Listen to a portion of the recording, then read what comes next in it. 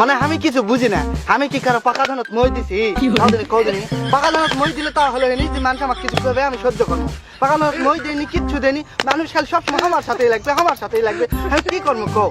আমি শখ করে কলেজের কি কলেজের যায়, সে প্রিন্সিপাল আমার দিকে তাকে আছে। কলেজের গেলে ঢুকতে কি না ঢুকতেই তাকে আছে। আমার স্ত্রী আমার দিকে তাকে আছে, কি সব তাকে থাকবে লেখো? আমি কি ওই প্রিন্সিপালের পাকা ধানত মই দিছি লেখো?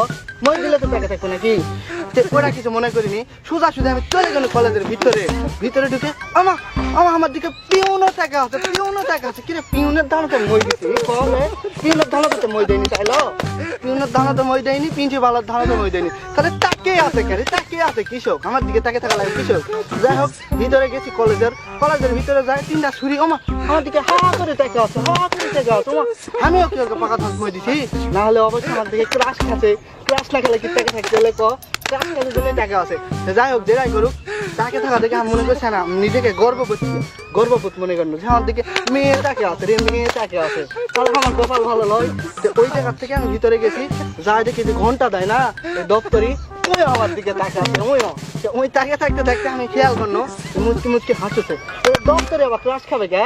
দপ্তরি তো ক্লাস খাওয়া না, তাইলো দপ্তরি ক্লাস খাওয়া না। ভিতরে চলে গেছি স্কুলের ঘরের ভিতরে, যত ছাত্রছাত্রী সব আমার দিকে তাকিয়ে আছে কি তাকিয়ে আছে কে?